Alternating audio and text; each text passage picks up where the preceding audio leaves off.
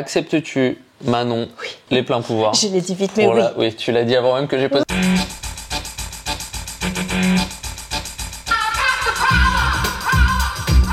Est-ce que ça t'attire le pouvoir? Non. Non. Par contre, non. Pas du tout? Non. Ah non, trop de stress. Ok. Ouais. En vrai, franchement, les responsabilités aussi... Enfin, ça dépend quel degré de pouvoir on parle, j'imagine. Mais un truc comme présidente de la République, jamais de la vie. Mais c'est intéressant parce que tu as une audience, donc du coup, tu as une forme de pouvoir. Oui, du ça coup, c'est vrai. Tu le places où?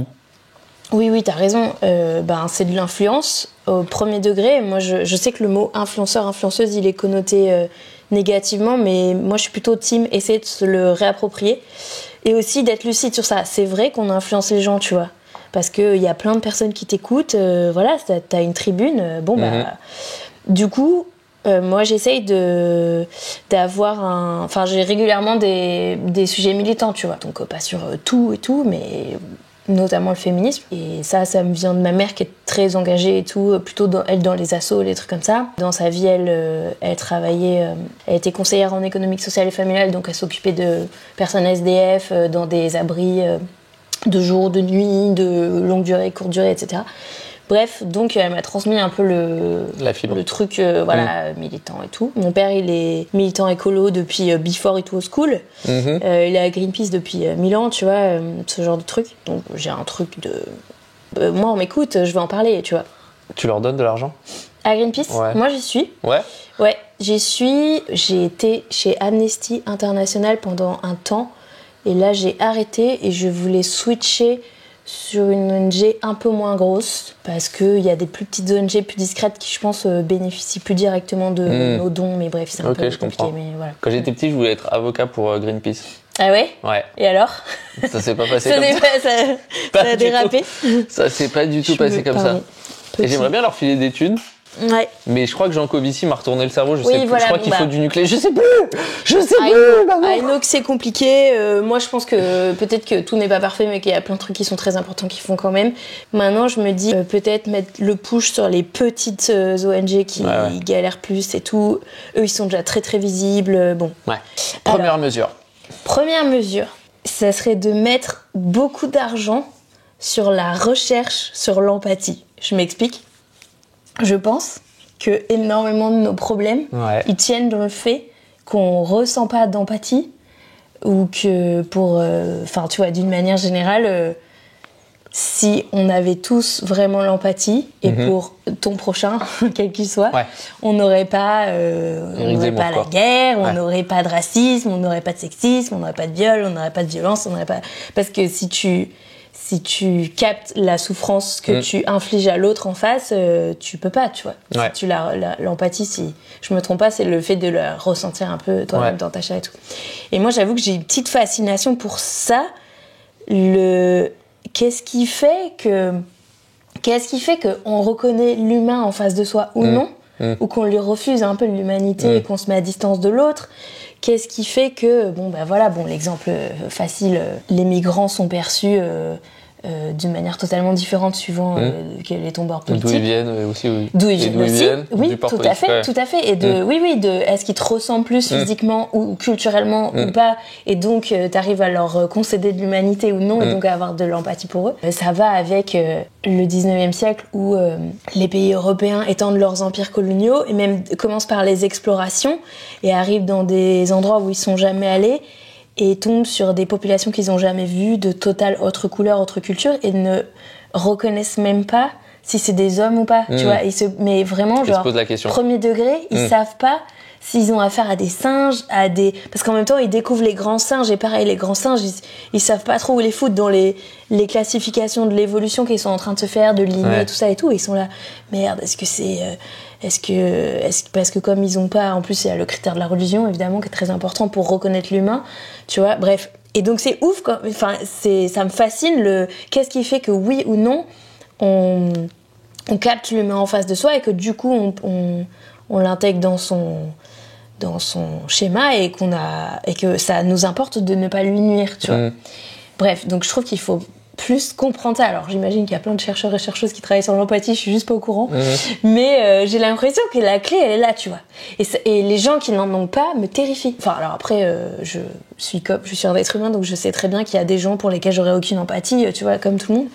Mais les psychopathes, les trucs comme ça, et j'ai l'impression d'en avoir rencontré parfois, tu vois, qui te regardent souffrir avec absolument aucun... Ça, je trouve que c'est terrible. Ah ouais, après je crois que j'ai un truc d'hyper empathie particulier, tu vois, genre en primaire quand je voyais les autres chahuter en classe, je souffrais pour les profs, tu sais, genre voir les profs transpirer, ça me mettait trop mal, et j'étais là, mais même si le prof il est nul et chiant, mais c'est horrible et tout, pourquoi on peut pas l'insulter, c'est affreux, tu vois. Ça me faisait vraiment mal dans mes chairs, mais moi je l'ai aussi infligé des trucs à d'autres, hein. Tu vois, juste en fait en vrai c'est à quel moment moi j'ai reconnu ou non que l'autre il souffrait en face, tu vois. Et si je l'ai reconnu, du coup tout de suite ça me, tu vois. Mais des fois, je suis sûre, j'ai aucun doute que j'ai fait souffrir des gens et que je l'ai pas reconnu. On l'a tous fait aussi, mais je pense que les gens qui sont empathiques s'en souviennent. Moi, je me souviens qu'il y a une assistante de russe en seconde, on s'en battait les reins, les gars qui partaient par la fenêtre parce qu'elle disait elles sont foutées et tout, un peu machin. Les gens qui disaient pardon, ils partaient par la fenêtre. Moi, j'étais genre, c'est drôle, mais ça c'est extrême, mais c'est vraiment drôle en même temps. Tu vois, là, genre, c'est horrible. Un jour, elle craque, vraiment, elle craque, tu vois, elle fait genre, elle se met à pleurer et tout. Et on était là, genre, enfin, moi, j'étais là, genre, putain, cette meuf, elle a vécu sous Brejnev. Et c'est nous qui l'avons fait pleurer, c'est-à-dire que c'est vraiment chaud de fou, c'est chaud quoi. Ah ouais, moi j'avoue, je trouvais ça d'une cruauté. Et on s'est excusé quelques années plus tard. Ah ouais? Ouais. Ah, vous l'avez retrouvé pour vous excuser? Ouais, on est retourné au lycée, on l'a croisé, et elle a fait ah bah enfin, tu sentais que ça faisait genre 4 ans qu'elle l'avait en travers de la gorge, j'étais genre. Ouais, enfin bon, mais après, je sais que j'ai un truc avec ça, ma psy elle me dit souvent, l'émotion des autres n'est pas votre émotion. Donc je pense que j'ai vraiment un problème avec ce truc-là. Mais il y a un truc à faire là-dessus, tu vois.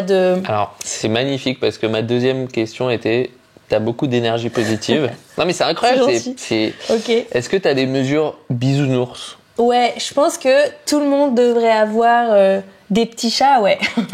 C'est vrai? Bon, après, il faut être team chat, mais oui, mais un petit chat, éternellement petit chat. Et on le ferait tel un bonsaï de petit chat. J'ai vraiment beaucoup d'empathie pour le petit chat qui va rester un petit chat pour nous, pour qu'on puisse... Pardon, j'ai complètement dérapé. Ouais. Et attends, tu sais, ça me fait trop marrer son truc sur les chats parce que j'étais à Montpellier le week-end dernier et je suis allé pour la première fois de ma vie dans un bar à chats. Ah, c'était bien. Est-ce que c'est pas sale un peu quand même? En fait, comme c'est évidemment consentement, tu vas pas attraper les chats et les ramener. Donc en fait, t'es là. Et t'attends que le chat. J'adore parce que le chat, c'est lui qui s'intéresse à toi. Sachant que les chats de base, ils s'en battent les couilles de nous. Donc... Non, faut arrêter avec ça. Attends, t'es team chat ou t'es team chat? Moi, je suis plutôt team chat, mais par défaut. Ça va. Enfin, je sais pas quel est l'autre team. Moi, d'abord, je fais couper la tête à tous les team chiens. Première mesure, ok?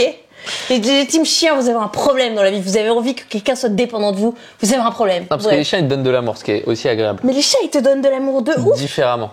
Mais c'est pas inconditionnel, c'est ça la différence. Et ben quoi? Les chiens, c'est des personnes autonomes. Je suis d'accord avec toi. Si t'aimes les chats, t'es team consentement. Voilà. Désolée. Donc du coup, moi j'étais dans mon bar à chats avec les chats et j'attendais que les chats ils s'intéressent à moi. Sauf qu'il y a 2 chats pour 40 gars, donc ah oui, okay. Donc ou 3, j'en sais rien, tu vois. Et les autres ils dorment, ils machin et tout. Et donc moi il y a un chat, il arrive, il met la tête dans mon café et tout. Je dis ah non mais frère, c'est un peu dégueu quand même. C'est un peu abusé, tes moustaches et tout, je sais pas quoi. J'essaie de le caresser, il me regarde et il se barre. Je dis ah gars, t'as détruit mon café déjà, arrête un peu. Mais ah, dingue. Mais il y a des gens, tu sens que ça leur rajoute de la détresse émotionnelle parce qu'ils passent genre 3 quarts d'heure en mode bon j'ai personne dans ma vie. Bon en plus j'étais tout seul et tout, donc tu sais j'étais là genre vraiment j'avais rien à faire. Tu es allé pour avoir un petit ronron et t'as pas eu de petit ronron? Oui. T'as un ronron thérapie pour tous. Ça, c'est bien ça. Est-ce que tu mettrais une nouvelle œuvre au programme ou des nouvelles œuvres au programme si t'en as plein? Bah déjà plus d'œuvres faites par des meufs. Ouais. Ou faites par des noirs ou faites par des personnes LGBTQIA+, etc. pour juste la représentativité, la genre représentation. Quoi? Vas-y, file des... je sais pas, on pourrait étudier Angela Davis, on pourrait lire toutes les féministes, Mona Chollet, etc. Tu vois. On pourrait commencer par faire ça. On pourrait voir plus d'œuvres aussi graphiques et tout, de femmes artistes diverses et variées. Au moins pour ça, au moins pour dire aux minorités quelles qu'elles soient, regardez, il y a des gens de votre catégorie qui l'ont fait, vous pouvez faire aussi. Déjà ça. Qu'est-ce que j'ai trop kiffé, que je me dis ça serait trop bien. Ouais, Mona Chollet, je pense comme plein de gens, c'est un livre qui m'a fait oh waouh, c'est vrai. Je sais jamais prononcer son nom, mais tu vois cette autrice de BD qui s'appelle Liv Strömquist. Ah, merci. Tu viens de me mansplainer. Non, je rigole. Je savais pas le dire. Les sentiments du prince Charles, cette BD, j'ai trouvé trop génial, qui explique comment c'est la bourgeoisie qui a installé le couple amoureux et quand du coup on se fait niquer par cette idée de le couple ça doit être l'amour, etc. machin. Trop intéressant. Et enfin comment surtout les meufs se font niquer par le couple hétérosexuel amoureux et monogame. Par contre, juste petite parenthèse, cette meuf, faut pas qu'elle fasse des BD, faut qu'elle écrive des livres parce que ces dessins, ils sont atroces, je trouve. Je comprends pas pourquoi il y a des dessins. Enfin, genre, vraiment, c'est indigeste, je trouve. Cette tonne de trucs écrits, c'est dégueulasse. C'est bon, ne nous fais pas des dessins écrits. Mais bref, ou fait dessiner par quelqu'un qui dessine bien. Pardon. Celle qui m'a trop marquée aussi, c'est la BD Tant pis pour l'amour de Sophie Lambda, je sais pas si tu vois. C'est une meuf qui a subi une relation d'emprise et de violence psychologique. Donc d'abord, elle raconte l'histoire et tout, donc son histoire à elle et tout, comme ça tu comprends bien de quoi on parle et tout. Et ensuite, à la fin de la BD, elle essaye de faire un résumé de la littérature sur la question qu'elle a lue et tout. Donc c'est hyper clair et bien résumé. Elle explique, tu vois, tu sais, elle met les trucs de violence au maître, comment on reconnaît ces situations, comment on s'y enlise tout doucement, qu'est-ce qu'on doit faire quand ça nous arrive, qu'est-ce qu'on doit faire quand ça arrive à un proche. Et franchement, figure-toi que, donc, comme je disais, j'ai vécu un MeToo, et c'est une des autres meufs concernées dans ce MeToo, une fois qu'on a enfin réussi à se parler, après avoir été des ennemis pendant des années, et qu'on a fait « Ah, mais toi aussi depuis le début, mais toi aussi depuis le début ». Elle m'a offert cette BD, j'ai lu la BD et j'ai fait oh boy. Donc je trouve qu'elle est hyper éclairante pour ce type de relation, et je pense aussi pour les gens qui comprennent pas, parce qu'il y a plein de gens qui ont jamais été concernés par l'emprise ou qui n'ont pas eu de proches qui ont été concernés par ça et qui du coup prennent vraiment ça en mode encore une fois sans empathie, en mode oui bon ça va, t'avais qu'à te barrer. Et du coup je pense que ça peut être un outil pédagogique intéressant pour comprendre pourquoi en fait ça arrive, pourquoi oui c'est grave aussi. Et je pense que plein de personnes qui sont dans la situation ou qui viennent juste d'en sortir, parce que quand t'es vraiment dedans, t'es tellement matrixé que tu reconnais pas, tu refuses de reconnaître la situation, et bref. Mais je pense que ça peut être un déclencheur pour plein de gens. Donc, je trouve que c'est un cool truc à lire et assez tôt. Parce que je pense que ça change, mais j'ai l'impression qu'une partie du problème, c'est comment moi je me suis construit ma vision de l'amour dans ma jeunesse, qui fait que... du coup, je suis une cible 100% pour un gars qui va faire du love bombing. Tu sais, le fait de te bombarder d'amour et puis de après tout te retirer, puis de t'en remettre plein, puis de tout te retirer et tout. Que ce soit conscient ou non de sa part d'ailleurs. Mais du coup, le côté le prince charmant qui va arriver, même si on disait non mais trop nul, ça n'existe pas les princes charmants. En fait, en vrai, quand même, tu l'espères. On était alimentés. Ouais. En fait, on était quand même dans notre génération vachement alimentés d'œuvres où c'est souvent le bad boy, mais il va changer pour toi, tu vois. Et pour toi, tu seras la meuf. Mais jusque-là, il enchaînait, et les autres, d'ailleurs, c'est toutes des putes. Putophobes. Bref. Mais pour toi, qui est différent, toi, t'es différente, et il va changer pour toi. Et donc, on a vachement grandi, les meufs, dans le mythe de... En fait, on n'était pas beaucoup à kiffer les trucs dits de filles, parce que c'était mal vu, et déprécié, le rose, tous ces trucs-là, tu vois. Donc on disait, moi je suis pas une fille en fait, je traîne avec des gars, je suis pas une meuf comme les autres. En fait on était toutes à dire ça, parce qu'on voulait pas être associés au truc nul de meuf. Et on pensait qu'on était la meuf différente qui allait faire changer le gars, tu vois. Et du coup quand il y a un gars qui te fait croire ça, ben tu cours quoi. Donc pour moi c'est une partie du problème, et je pense que ça change dans les représentations que les jeunes filles, les jeunes garçons peuvent voir aujourd'hui. Mais du coup ça peut être des œuvres pas mal à voir à l'école ou tôt dans ta vie, dans ta construction de la vie, de l'amour et tout. Nouveau musée. Moi, je pense que le nouveau musée, c'est pas un musée classique avec des murs et des tableaux accrochés. Je trouve que c'est mieux les trucs d'immersion. Donc, ça serait pas tellement le thème, mais c'est la forme du musée qu'il faut changer, je trouve. Ça existe déjà, mais je trouve que les musées qui sont des reconstitutions de maisons d'artistes, tu vois, ou quand c'est... il y a pas très longtemps... Cet été, j'étais à Lisbonne et j'ai fait un tout petit musée, mais qui était l'ancienne maison d'un collectionneur d'art du 19e siècle. Et il y avait encore toutes les pièces, avec la vieille salle de bain du 19e ou début 20e, un truc comme ça. Les tableaux, enfin, tu vois, c'était dans son jus. Et ça a beaucoup plus de sens de voir des objets d'époque ou des tableaux d'époque dans le contexte, en fait. Donc là, t'es dans le contexte, en immersion. Alors, on peut pas le faire pour tout, puisqu'évidemment, on n'a pas tout conservé, mais je trouve qu'un nouveau musée, ça a plus de sens de contextualiser les œuvres, en fait, plutôt que les peindre, enfin, les accrocher sur des murs blancs avec une petite description. Je pense que le nouveau musée, c'est surtout sa forme qui change, mais ça arrive de plus en plus aussi.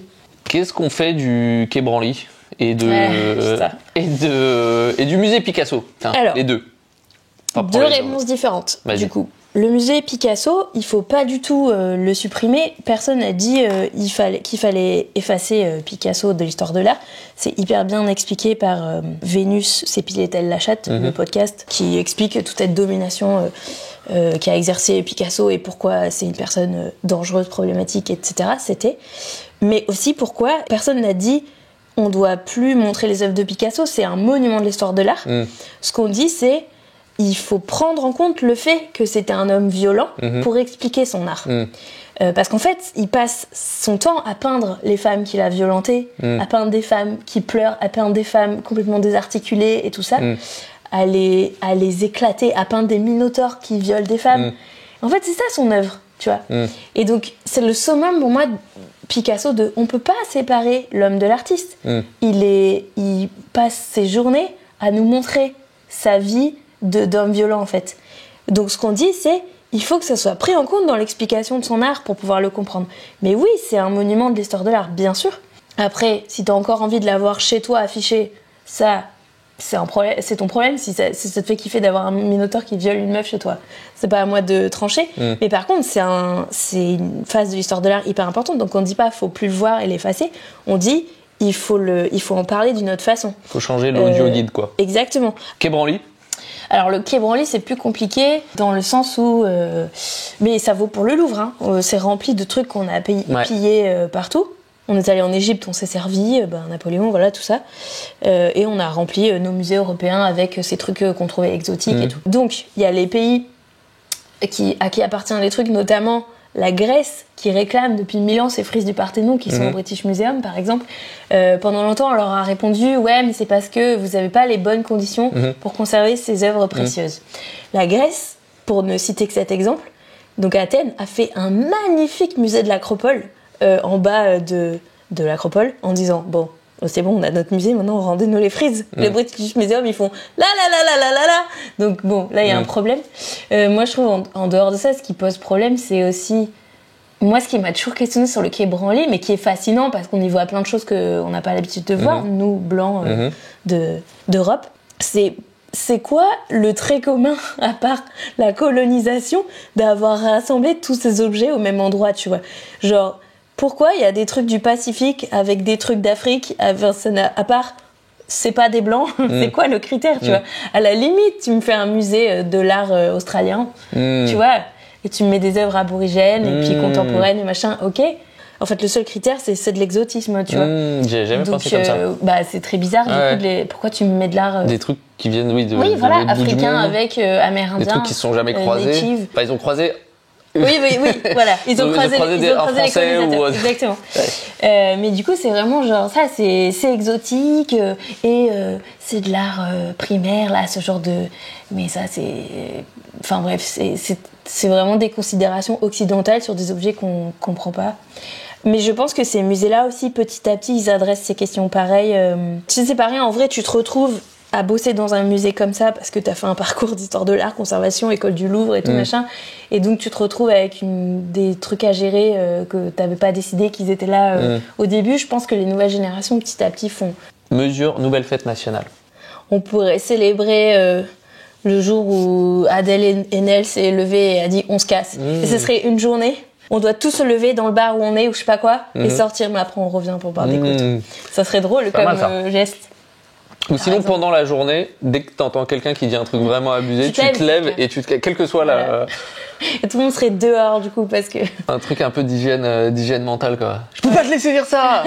C'est ça. On se lève et on se casse. Tu parles beaucoup des meufs dont le mari ou l'amant ou le mec a détruit la carrière, la vie, etc. Est-ce que tu aurais une mesure pour aider à ce que ce ne soit plus le cas? Ouais. Pour moi, la mesure qui nous manque, je sais pas si ça existera un jour, mais qui scellera l'égalité des sexes pour de bon, c'est le jour où on aura des utérus artificiels. Et le jour où on peut dire, dans un couple hétéro, du coup, qui c'est qui porte l'enfant? C'est toi ou c'est moi? Vraiment, genre, on peut choisir. Et ben là, ce jour-là, mais ça sous-entend de faire de l'éducation aussi aux gars qu'ils acceptent de le faire, puisque par exemple, maintenant, ils peuvent commencer à faire la contraception, mais il n'y en a pas encore tant qui le font. Bref, le jour où c'est acquis, et vraiment, il y a un utérus artificiel, qui sait qui se le branche, là, on est à l'égalité. Parce que du coup, déjà, nous, on pourra faire des enfants plus tard. Mais le jour où vraiment on dit, ah ben, c'est moi qui suis potentiellement dans la situation financière la mieux, donc c'est la meuf qui va continuer à travailler, ou c'est moi qui ai plus envie de machin ou quoi, ben, je pense que vraiment, ça sera le summum de l'égalité. Parce que j'imagine qu'en plus, si c'est le gars qui a porté l'utérus artificiel, ben, peut-être que la fameuse connexion avec l'enfant, je sais pas quoi, non, mais c'est vraiment un lien particulier. Et ben voilà, il y a des gars qui pourront endosser ça, des gars ou des meufs, mais on se met d'accord, tu vois. Il y aura plus les discriminations à l'embauche et tout terminé. Ou en tout cas, tout le monde aura la même, genre vous avez un utérus dans votre foyer, ou, tu vois. Et surtout, il y a une seule personne qui sera... Enfin, ça pourrait être le gars qui, pendant 9 mois, a des galères. Ça pourrait être le gars qui... etc. Et c'est le jour où on fait ça. Bon, après, éventuellement, un Tamagotchi qu'on pose sur la table. Alors, et, exactement. Non, mais je sais pas, tu vois. Le truc intermédiaire, c'est un truc qui est ni chez l'un ni chez l'autre, qui est détaché, exactement. Et du coup, on enlève carrément ces 9 mois, enfin, ou X mois, machin, aux gens, quoi.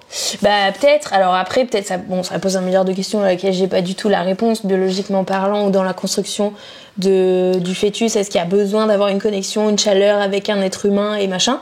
J'en sais rien, tu vois. Mais en tout cas, ça serait vraiment super, je trouve. Moi, je suis pour depuis toujours, mais ma copine m'a toujours dit, c'est un truc de mauvais film de science-fiction, où en fait, c'est un moment où en fait, tu te détaches de ton animalité et tu dis, on devient on devient autre chose, quoi. On passe notre temps à faire genre, on n'est pas des animaux et tout. Tu vois, enfin, genre, on vit dans des villes, des machins, dans des trucs avec un mur au-dessus et tout, enfin, machin. So what, en fait? Alors, les trucs de mais la nature, on s'en fout. Ça n'a pas de sens pour moi. Mais c'est juste que ça n'a pas de sens. La différence nature et culture, ça c'est une espèce de fantasme qu'on se traîne depuis la Renaissance. C'est très occidental comme pensée, mais les philosophes, ils ont longtemps réfléchi à, tu vois, Rousseau et tout, c'est leur délire, c'est quoi l'état de nature pure et tout. Ça n'a pas de putain de sens. On est des êtres vivants dans un milieu. Donc le milieu, il a changé pour 1 milliard de raisons, on l'a fait changer et tout, ok. Bah nous, on change avec, on évolue, on s'adapte avec, on le fait changer pour nous. C'est tout, il n'y a pas de nature ou de pas nature, il y a des atomes et on les fait bouger. Enfin, tu vois, les animaux aussi, ils interviennent sur leur environnement. Les oiseaux, ils se font des nids, enfin, tu vois. Mais t'as pas le vertige de quand tu regardes un film de science-fiction où ça se passe sur une planète où il y a qu'une ville, par exemple. Paris, moi, je te jure, quand j'étais petit, je sortais pas de Paris. Le week-end, de temps en temps j'allais au centre aéré, mais très rarement. C'est le jour où j'ai découvert qu'il y avait de la terre sous le bitume. La genre, mais vraiment, j'étais genre, mais non, quand tu vois un trou dans la rue et tu fais, il y a de la terre en dessous, c'est incroyable. La science-fiction. Tu vois ce que je veux dire? Donc t'as aussi le truc où quand on se détache très très très loin, on peut aussi vivre dans une planète 100% urbanisée, par exemple, avec de l'oxygène artificiel, je sais pas quoi, et on mange de la viande qui est traitée en laboratoire. Et en fait, un jour, si on est mieux comme ça. Ouais, mais sauf que toi qui es en mode empathie aussi. Oui. Ça se trouve, du coup, le jour où tu fais ça, tu dis, ok, donc ça, c'est juste, il y a quelqu'un qui appuie sur un bouton et un bébé qui naît là-bas. On peut aussi faire des armées si un jour on doit se défendre tu vois, et du coup, tu te détaches et en fait, tu fais un truc. Si on a décidé des utérus artificiels, je vois pas pourquoi Enfin, ça a rien. Enfin, si tu vas par là, ok, on claque des doigts. Peut-être que c'est ça qui nous crée l'empathie, justement, tu vois. Le truc un peu pour beaucoup de gens. J'ai pas la réponse, hein, mais en fait, genre, oui, on n'est pas fait pour être ci ou ça n'a pas de sens. Tu n'es pas fait pour utiliser un téléphone si tu vas par là. T'as raison. Mais depuis toujours, l'homme, il se fabrique des outils. Enfin, et aussi, même si ça serait hyper nouveau, so what? Ce qui fait peur dans les films de science-fiction, c'est que c'est fait exprès pour que ça soit super différent ou anxiogène par rapport à notre environnement de maintenant. Donc ça nous pose un truc. C'est comme penser à quand tu seras vieux, ça fait peur parce que d'un coup c'est hyper différent de ce que t'es maintenant. Mais tu vas pas être vieux comme ça d'un coup. Tu vas tout doucement te dégrader au fil de la vie. Et donc, tu vois, ça va venir progressivement. Toi qui as une vie très féconde sur les réseaux sociaux. Oui, on peut dire ça. Tu sais d'ailleurs, j'ai regardé ton Wikipédia, il y a ton nombre d'abonnés YouTube sur ta page Wikipédia. Ah bon ? Ouais. Non, mais comme si c'était un marqueur Enfin, tu vois, c'est un truc important et tout. Ouais, j'avoue. Est-ce que tu penses que, tu sais, les réseaux et tout, ça a créé des... Enfin, je veux dire, il y a toujours eu des gens fous, des gens qui essayent de te mettre un peu sous emprise, nanana. Est-ce qu'il y a un truc nouveau ou est-ce que c'est juste une nouvelle boîte à outils pour les gens dangereux ? Et comment on fait pour s'en prémunir dans tous les cas ? Est-ce que tu as une vision de ça ou c'est le Far West, c'est trop compliqué ? En fait, il y a plein de paramètres extrêmement complexes déjà de comment sont faits les algorithmes qui changent. Donc la réponse de maintenant, elle n'est pas la même de celle d'il y a 10 ans et ça sera différent dans 10 ans. Mais on sait qu'il y a des types de contenus qui sont favorisés par les grosses plateformes, qu'elles veuillent ou non, enfin qu'elles veuillent bien nous le dire ou non plus précisément. Je suis en train de lire un essai qui s'appelle Technoféminisme. Elle parle de comment c'est des gars, tu vois, qui ont fabriqué Facebook, Twitter, YouTube, etc. Et donc même s'ils étaient pas mal intentionnés, ils ont forcément des biais. En fait, c'est juste un seul type de population qui a fabriqué ça, donc les dominants hommes blancs riches. Et du coup, même s'ils voulaient c'est ça qu'on passe notre temps à avoir des meufs en maillot de bain, c'est ça. Ouais, exactement. Ouais. Mais en fait, malgré eux, ils ont des biais dans la façon de coder ces trucs et tout. Ouais. Et en plus, il y a des trucs qui sont probablement volontaires. Mais même si ils voulaient pas, c'est normal en tant qu'être humain que t'aies des œillères de certains trucs. Ouais. Et donc, en fait, ça reproduit le schéma dominant. Ouais, c'est bien expliqué. Et elle dit aussi que, par exemple, apparemment, Facebook met plus en avant les posts sur lesquels il y a l'emoji colère qui a été mis ou des trucs comme ça. Donc, quand même, ils favorisent les émotions négatives, tu vois. Ouais, de toute façon, ils te mettent des trucs qui te trigger. Soit en mode, je suis totalement d'accord, soit en mode, c'est scandaleux de dire ça. C'est ça. Et donc, du coup, t'es toujours entre deux enfin, ça polarise les émotions de fou. Mais ce qui est assez intéressant, c'est comment les interfaces des plateformes donnent des climats très différents. On sait tous que Twitter, c'est l'enfer. Alors qu'Instagram, c'est plutôt agréable, je trouve, tu vois. C'est l'endroit, moi, en mettant les mêmes vidéos courtes, pendant un temps, je les mets plus sur YouTube parce que les commentaires étaient trop horribles, les vidéos courtes, sur les YouTube. shorts. Ah ouais. Mais pendant un temps, je mettais la même sur TikTok, sur Insta et sur YouTube. Sur YouTube, les commentaires étaient horriblissimes. D'ailleurs, les gens se désabonnaient et tout. Bon, ça m'a permis de faire le tri dans des abonnés et d'avoir beaucoup plus de meufs que de gars. Mais bref, mon ancien public, en fait, il était super masculin. Bref, parce que je me suis mise à faire des sujets plus féministes qu'avant. Donc, je suis arrivée avec mes shorts féministes. Déjà, c'était les shorts. Les gens, ils étaient pas contents. C'était le début des shorts et ils voulaient pas voir ça sur YouTube. Et en plus, c'était féministe, alors que jusque-là, je faisais des trucs un peu plus lisses. Donc, les gars de mon audience, ils étaient pas contents. Sur Instagram, ça cartonnait. Et sur TikTok, un peu entre deux. Et sur Twitter, je me prends l'extrême droite dans la gueule. Ah ouais. Horrible, tu vois. Donc il y a un truc dans les interfaces qui font que moi, sur Instagram, je vois que je reste dans ma bulle qui me ressemble et c'est confortable et mon compte il grossit et tout. Sur YouTube, je suis sur des sujets plus entre deux, plus lisses. Donc c'est sûr qu'il y a des paramètres sur ça.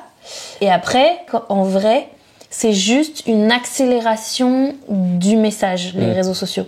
C'est-à-dire de la communication. Donc ça va juste beaucoup plus vite, beaucoup plus loin qu'à une autre période. Mais ça, c'est des révolutions qu'on a déjà connues, comme avec l'arrivée de l'imprimerie de masse, tu vois. 18e, 19e, c'est le début de la presse de masse. Il y a plus de gens lettrés, donc plus de gens qui peuvent lire et écrire.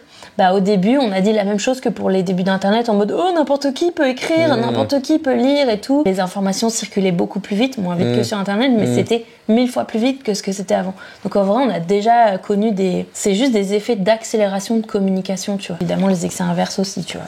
Le complotisme, notamment, circule beaucoup plus vite. Du coup, ça serait quoi la meilleure ? Serait faire en sorte qu'il y ait des algos faits par des meufs ?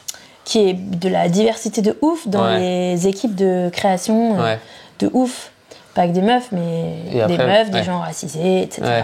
Juste pour qu'il y ait des gens dans les bureaux de ceux qui fabriquent qui disent non mais les gars, si on fait ça là, c'est chiant pour moi parce que nana, et qui donnent un autre point de vue, déjà, ça serait hyper différent. Toi, t'as beaucoup étudié, appris et après t'as transmis. J'imagine tu t'es posé la question de comment tu passes le message.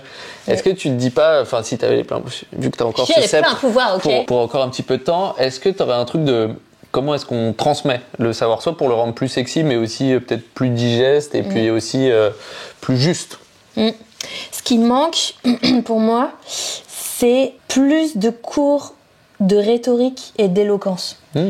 Y compris pour les profs. Quand t'es prof, la formation... J'ai été prof il y a longtemps, avant de faire un master, avant de faire une thèse et tout. Donc j'avais suivi une formation que j'avais trouvée vraiment pas dingue. Mais notamment, on nous donnait un peu des bases de pédagogie quand même. On était là pour apprendre la pédagogie. Donc moi j'ai fait... À l'époque, j'avais 1 an de formation à l'IUFM, on appelait ça. Tout en ayant des stages en classe en parallèle, mais j'étais surtout en cours théorique à l'UFM. Et donc c'était des cours sur la pédagogie, mais beaucoup trop poussés pour des débutants profs qu'on était, tu vois, genre on nous parlait déjà des trucs Freinet et Montessori, alors que nous on était en mode ok, moi je veux juste survivre lundi matin dans la classe, tu vois. Je veux qu'ils m'écoutent, qu'ils aient compris et qu'il y ait le silence quand je parle, tu vois. En fait, il nous manque des cours de théâtre, tu vois, quand t'es prof. Mais ou de stand-up, non ? Ouais, de stand-up, exactement. T'as un truc de... On nous parlait de la pédagogie en elle-même, mais on nous parlait pas de comment placer ta voix, ton regard, ces trucs-là. Des trucs techniques, en fait. Exactement. Des trucs purement techniques, d'oral. Et je trouve que pour tout le monde, donc pour les profs en particulier, qui doivent être en représentation toute la journée, mais même pour tous les élèves, je trouve c'est plus dans la culture anglo-saxonne, ça.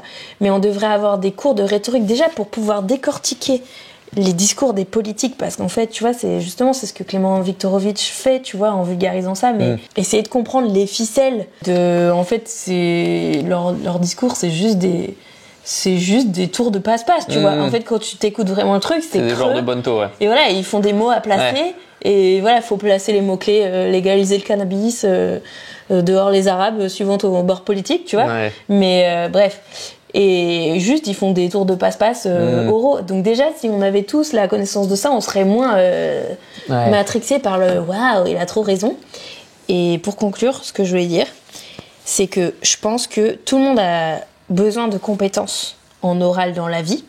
Apparemment, c'est une des peurs number one. T'as déjà eu l'occasion d'en discuter. Ce qui paraît ouf avec mon ego de meuf qui fait du stand-up et tout, parce que moi j'ai envie de parler devant les gens, mais bref. Je pense qu'il faut des cours d'oral, et pour les enseignants, et pour les élèves, parce que c'est une force de ouf de pouvoir parler, pour aller passer des entretiens d'embauche, pour pouvoir défendre tel truc, enfin tu vois. Ou juste être dans la vie, quoi. Être dans la vie, en société, plus à l'aise, tout à fait.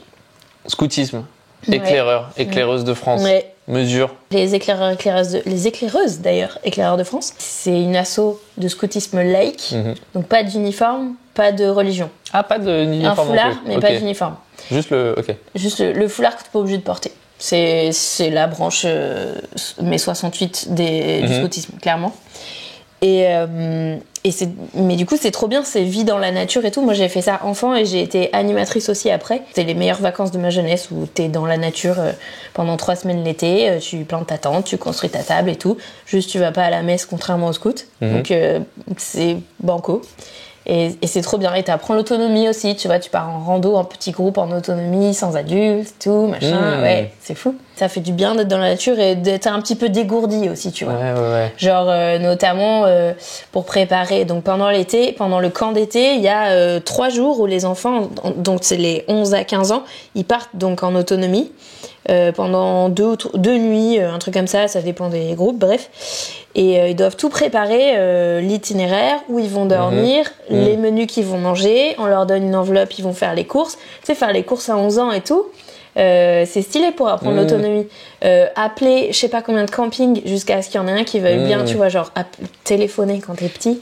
C'était l'horreur, on voulait pas faire ça. Tu dois prendre le téléphone et faire oui, bonjour, on est les éclaireurs de France. Et la moitié du temps, ça te raccroche au nez et tout.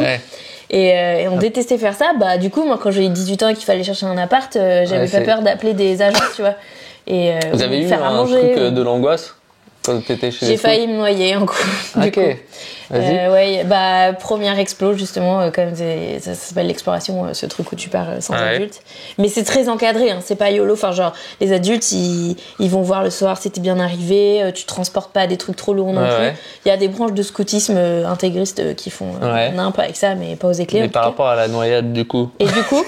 Du coup, on est ça a pas l'air si bien encadré. On est allé à la base nautique et on avait prévenu les adultes qu'on irait à la base nautique et tout. Et comme il y a un surveillant de baignade, il y a une baignade surveillée et tout ça, ils avaient dit d'accord.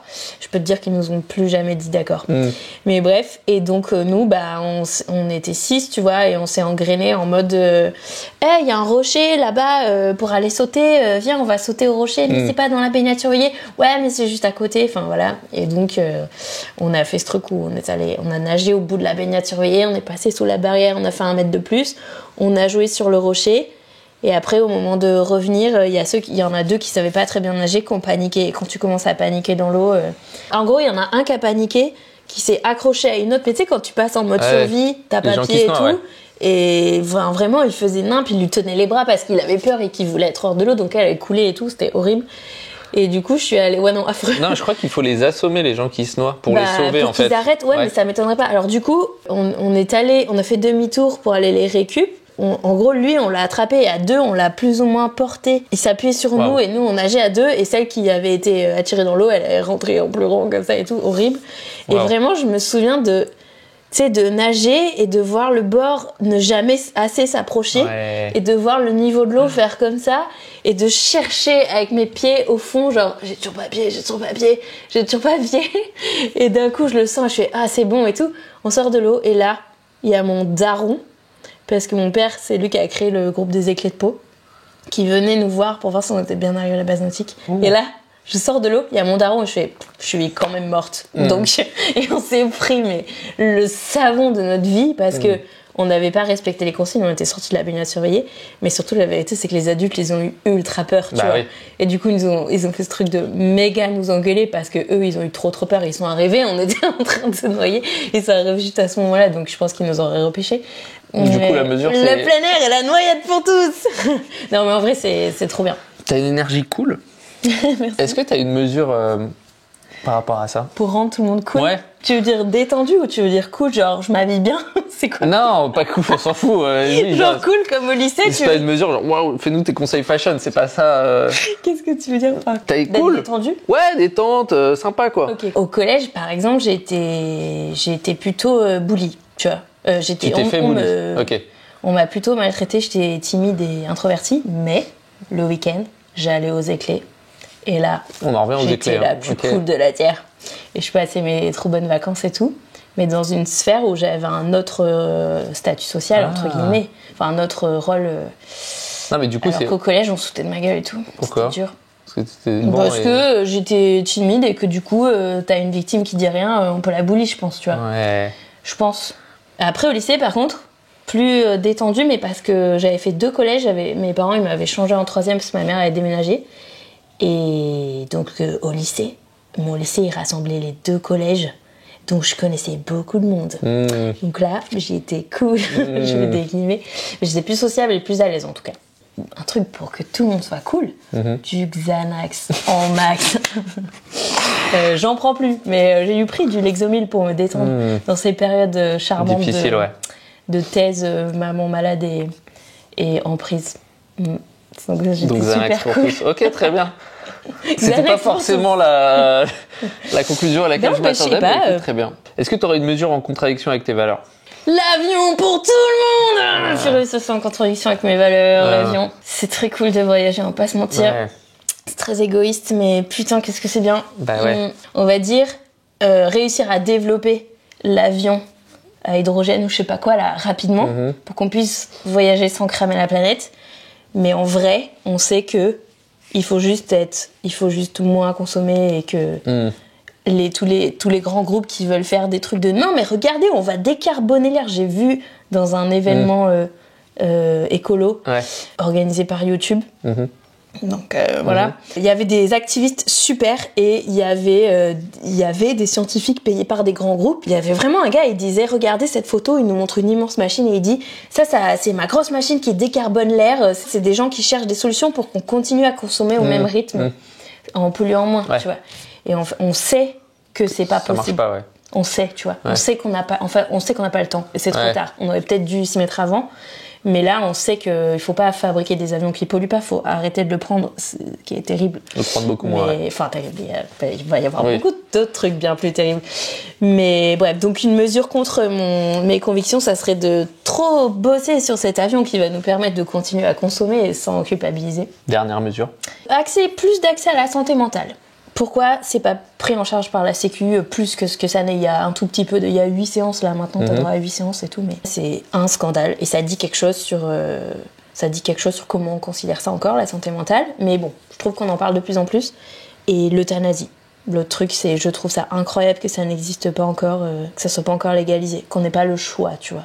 Tu veux pas être euthanasié, très bien, mais laisse le choix à ceux qui veulent. Ça, je trouve ça incroyable que ça n'existe pas. Surtout que autant il y a des mesures, je vois pourquoi les conservateurs en face ils veulent pas, c'est pas dans leurs idées. Mais là maintenant, les sondages sur l'euthanasie, ils disent que ça fait l'unanimité quasi. Il y a plein de pays où ça existe déjà. C'est incroyable qu'on ne l'ait pas encore. Tu m'en rends les pouvoirs? Je te rends les pouvoirs.